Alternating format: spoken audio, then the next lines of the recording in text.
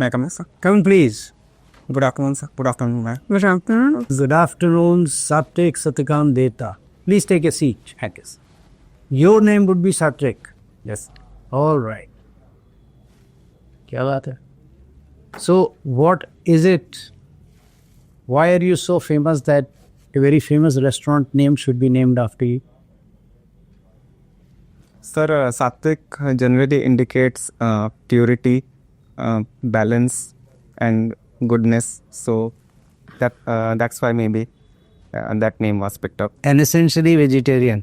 Yes, sir. Very vegetarian. Sattwik food. Which other kinds of food are there? Sattwik tendency. और कौन सी हुई? Sir, Sattwik tendency, we can say that that to be in food specific. Which other tendencies are there? Sir, tamasic is there, and there is rajasic. Very. Okay. Right. Sattwik, why are the farmers still dependent on Nabard when the banks have been nationalized, and especially the small land holding farmers? Ma'am, first of all, Nabard provides the commercial banks with a lot of concessional refinancing towards their agricultural lending. So whatever actual lending they are doing, they can top it up. They can top up further lending towards the farmers. Apart from that, ma'am, Nabard also undertakes a lot of developmental initiatives such as formation of FPOs, which is essential for especially small and marginal farmers to help them in collectivizing their efforts. Apart from that, ma'am, Nabard also trains the farmers in non-farm activities such as agro-processing and other such activities like marketing of their products. In this sense, ma'am, Nabard is helping farmers even today. And what is its role in women empowerment? Ma'am, Nabard had piloted the famous SHG bank linkage program, through which today more than 1.44 crore SHGs are linked to formal credit channels. And this has enabled a lot of women empowerment through skilling, through enabling women to create their own enterprises and connecting to the markets. And thus it has led to rising incomes of women. Okay. Canada has recently changed some of their laws regarding the students. Are you aware of it? Ma'am, I have a broad idea. Tell me. थोड़ा आवाज ऊंची करिए. You need to be a little energetic. Yes, sir. Ma'am, recently Canada has come with a rule under which the education channel and the settlement after education, these two are being seen differently. So someone who migrates to Canada for education, it doesn't mean that they automatically get to stay there. This has been done keeping in view the recent housing crisis, especially going on in Canada. Also they have work during studying. Yes, and getting residential, permit. That is not linked to being a student anymore. Yes. Okay. So tell me, in spite of all this, and in spite of so many educational opportunities being provided in our country with more IITs, IIMs and higher education, why is the Indian student still migrating for studies and to stay abroad? Ma'am, for studies, I would say that despite our country having a lot of education hubs, still, ma'am, the quality of education is somewhat the students expect more compared to what is available right now. Despite a lot of new IITs, IIMs and other top-notch facilities, despite our student population is very high, and that is why many students aspiration does not get fulfilled to that level, which is why they would be looking for foreign avenues.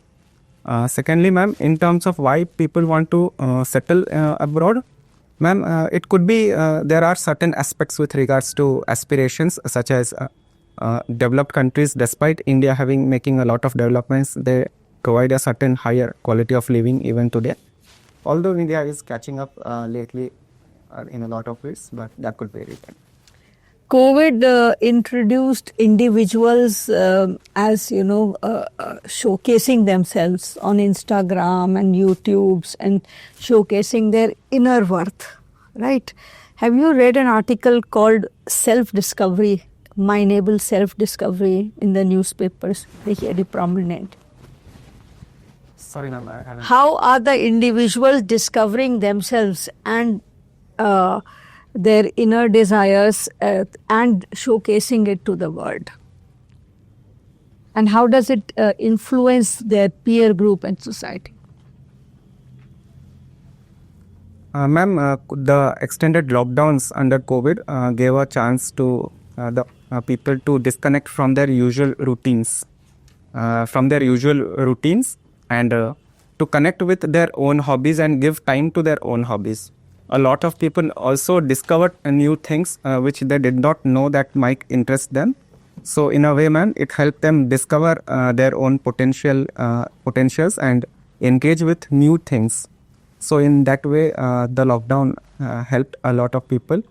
Secondly, ma'am, in terms of connecting with peers, people used online platforms very generously during the COVID times to engage with people having similar hobbies. For example, we saw the rise of brands like Dologna Coffee and other such initiatives in which people joined various online forums where they discovered networking. Despite the physical lockdown, it helped people remain connected over online media. Okay, thank you. Thank you. Sattwik, just tell me, since you have been watching a lot of war and conflict documentaries, Yes. so what is the difference between war and conflict? Sir, we can say that war is a subset of conflict. In the case of conflict, it can assume many forms. It can be economic, it can be diplomatic conflict, it can be a broader disagreement on certain issues. But war is a kind of conflict in which violence takes place explicitly. There is especially physical and kinetic violence. So that differs war from conflict, sir.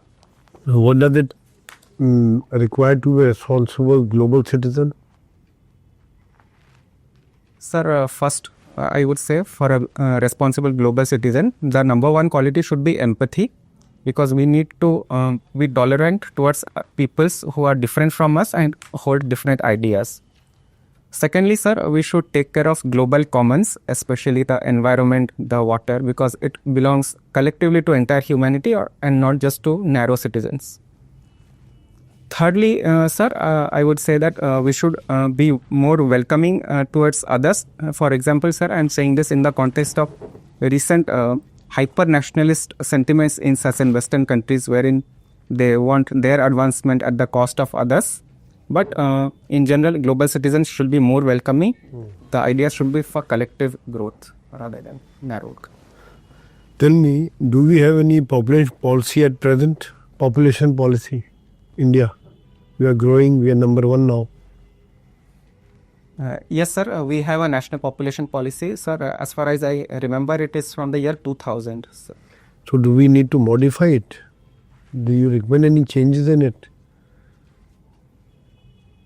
Sir, I think we should modify it because it has been almost 26 years now since the population policy was updated. So currently what we are seeing is that the total fertility ratio has come to 2.1 in most states and even below that in certain states.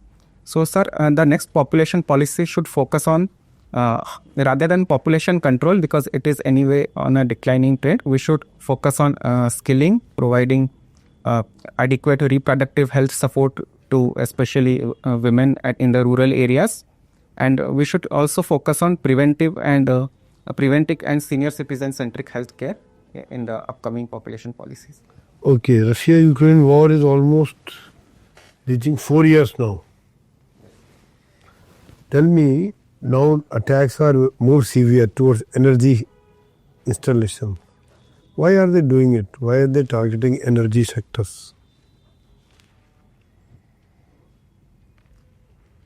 Sir, energy is one of the critical sectors of any economy. If the energy systems are destabilized, then it largely renders the industrial production difficult for a country. So, sir, first would be that attacking energy facilities would affect industrial production, especially that of weapons. Secondly, sir, it would affect the wider economic structure in terms of banking, financial activities.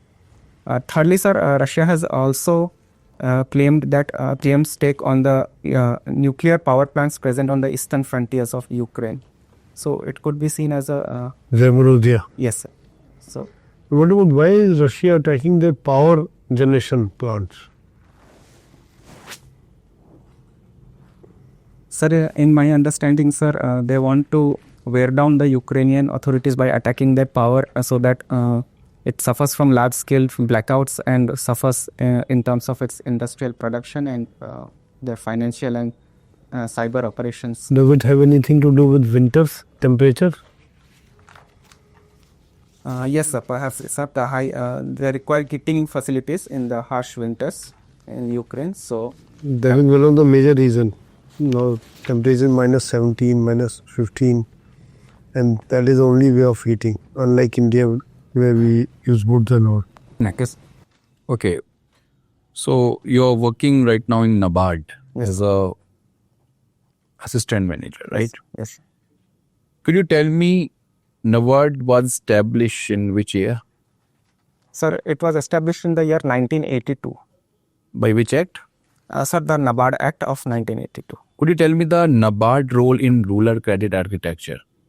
Yes, sir. Sir, first of all, Nabard provides, Nabard is the apex financial bank which provides refinance to the regional rural banks, cooperative banks, as well as other institutions for enhancing credit at the ground level to the farmers. Apart from that, sir, Nabard also provides direct financing through its funds such as the RIDF for promoting rural infrastructure in the villages. And apart from that, sir, Nabard is also coming with various new facilities such as climate Okay, finance. fine. So Nabard comes under the All India Financial Institutions, right? Yes, sir. Could you tell me the other All India Financial Institution name? Sir, some other financial institutions, All India Financial Institution would be RBI. RBI is All India comes under All India Financial Institution. Are you sure about it? Sir, I will check it. Okay. Sorry. Just tell me the other names. Sir, apart from that would be, sir, SIDBI would be an Good. All India Financial Institution. Latest addition in All India Financial Institution. Sir, the National Bank for Financing Infrastructure and Development. Very good. Good. Okay, just tell me one other thing. Your father is working as Inspector General Registration. What is it basically? Sir, my father, it looks after the office of Inspector General Registration, looks after the sub-registrar offices, which is mostly concerned with land registration. Okay, so if we see registration departments are often linked with corruption, right? How can transparency be improved here? Sir, we can take several steps. Sir, first step would be we can adopt e-governance. Instead of, we can reduce the manual processes and make it electronically transparent. Secondly, sir, we can have a charter of rights for the citizens who are coming to the offices so that they know what their rights are, so they know the appropriate prices for various services and the timelines they should. Thirdly, sir, there should be some back-end streamlining of the offices, such as, sir, registration and mutation, for example, they can be linked so that people do not have to approach different offices for them. Who's the current Registrar General right now in India? You know the name? Registrar General of Census? Sir, sorry, Anyway. I can't recall. So you have been in Patna right now and you also be the part of Odisha. Could you tell me could you compare some administrative challenges between Odisha and Patna? Odisha and Bihar, we can say. Sir, the first challenge would be the population. The population of Bihar is almost 3 times that of Odisha. Good. Secondly, sir, the per capita income in Bihar is almost 1/3 of that of Odisha. So there is, in terms of poverty and inequality, the challenges are higher in Bihar. Thirdly, sir, I would say, sir, in terms of state revenues, Odisha has a lot of mining revenue. So In that aspect, sir, Bihar after especially Jharkhand. Okay, so my last question to you. What are the biggest challenges you face in rural financing today? And in 2026 budget, what actually government does for this? So the biggest challenge in rural financing, especially agriculture credit, would be, sir, about 86% are small and marginal farmers. So they do not have enough collateral to access formal credit. So first would be, sir, lack of formal credit. Second would be, sir, high number of NPAs in the agriculture sector, due to which banks do not further lend due to the high NPAs. Sir, the third biggest challenge would be, sir, inadequate assessment of credit requirements. Sir, especially in agriculture credit, the scale of finance that is devised by the banks is often based on outdated data. So what we basically do in our budget right now for improving the rural financing? Sir, this time in the budget, a new initiative, the Bharat Vistar concept has been announced. Would you have the full form Vistar? Sir, I cannot recollect it. Sir. Okay, you're from Odisha originally. Yes, sir. So, I mean, okay, Odisha has, if one were to see, Odisha was the center of a massive power base. Then it went down. Then it went a little up, right? Yes. Thanks to one person. Fine. It was not one of the Bimaru states, but it continued as something which is on the periphery of being a Bimaru state. Right? Yes, sir. It was not one of the worst states, but has never really taken off till a little recently. At the same time, my cadre mates tell me the good things and the things which cannot be helped. It has also gone through a lot of left-wing extremism issues. So if you were to sum up Odisha, the pluses and minuses, not more than 2 minutes, and your time starts now. Yes, sir. Sir, in terms of minuses, I will start with the negatives. So the first would be that despite its lot of mineral wealth, of Odisha, it has failed to develop a lot of downstream industries. So most of the industries are concentrated on primary processing and extraction. Secondly, sir, in terms of regional growth, while the coastal areas have somewhat advanced, the western Odisha and especially the tribal interior areas still struggle with development.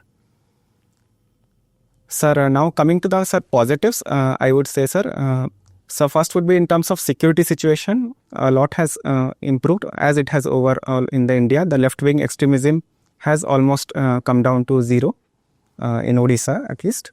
Second, sir, now the governments, especially after the year 2000, the successive governments are focusing on establishing downstream industries. For example, sir, recently even semiconductor plant was inaugurated in Bhubaneswar. And apart from that, IT hubs are being also established to diversify the economy. Thirdly, sir, the per capita income in Odisha has risen steadily over the past few decades, and currently the all India per capita income is around 2.2 lakhs, and that of Odisha is close to 2 lakhs. So the difference is reducing. And sir, I think we are on a good trajectory, and in the coming few decades. 2 minutes are over. Yes. So I will follow my own rule. Yes, sir. To which one sport would you say Odisha has really, really contributed at a national level? Sir, it would be hockey. Before the hockey stadium, I visited, and after the hockey event was played, I visited. How has the capital changed? Have you been? Have you been recently? Yes, sir, I have been. So tell me, what did I see, which I want to hear from you? Sir, there are designated footpaths free of encroachment for people to walk upon. The easiest. Then there are, sir, the transportation system called as Ama bus within the Bhubaneswar. It is very regular and it has been awarded for being very efficient public transportation system. Something else. Sir, then there were dedicated cycling tracks also. That is what I'm looking at. Yes. That is something which no other city has managed to achieve. Yes. Okay, so come for the strongest argument right in the beginning. Encroachment hatao to hatega hi hatega. Yes, sir. There. Let's not go after the plain vanilla kind of arguments. You cook continental cuisine. Yes, sir. What is the one fundamental difference between French and English cuisine? There's some thing which the French just use very liberally and the British never do. The British find it, well, a bit of a stink.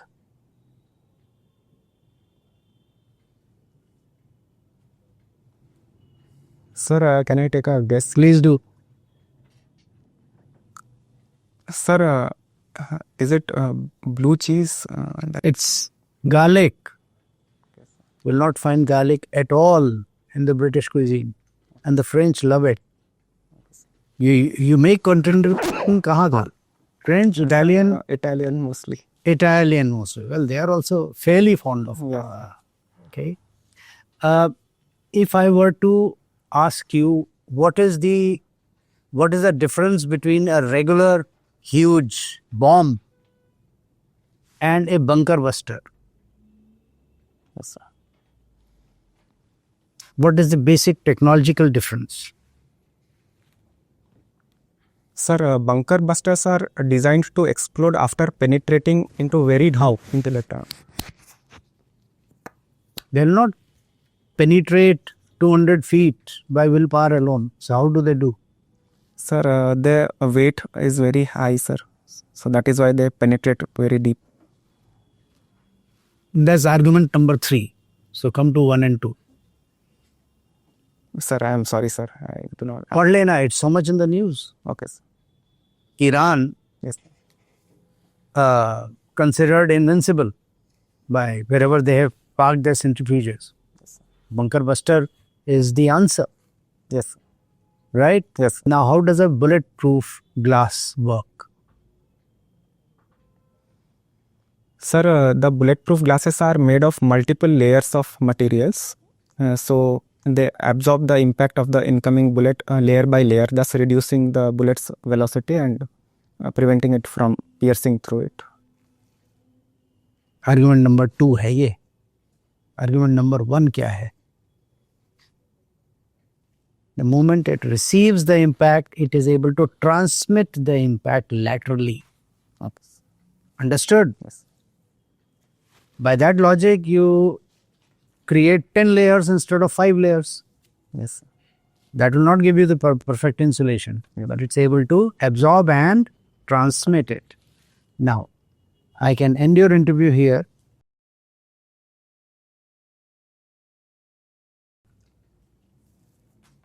The following.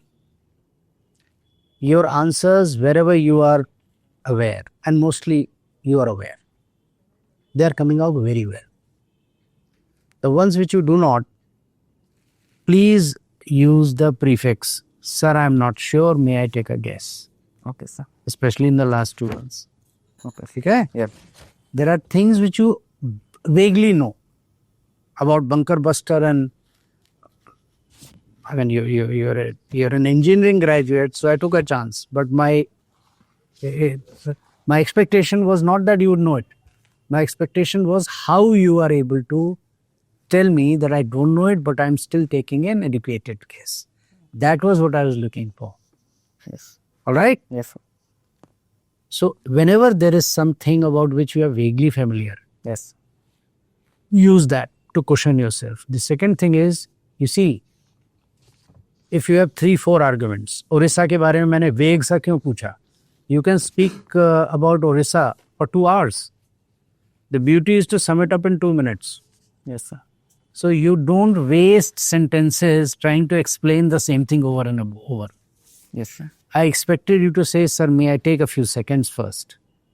Okay, sir. So you know which negatives and which positives. You said nothing about the the fact that it is one of the Char Dhams, Yes, sir. and the religious tourism is hugely underutilized. So many wonders of the temples over there, Yes, sir. underutilized. You said nothing about the space program, missile launch, everything. Yes. Okay? Yes. So ये बहुत सारी चीजें हैं. This is how you should structure your answer. That's all I'm saying. Your extent of knowledge is not my problem. Yes.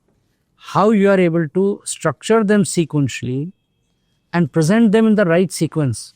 For that you need a few seconds of forethought. Yes, sir. Do that. Three, four, two, three times I said, raise your voice. Come on, you're a young chap. Yes, sir. Hmm? Yes, sir.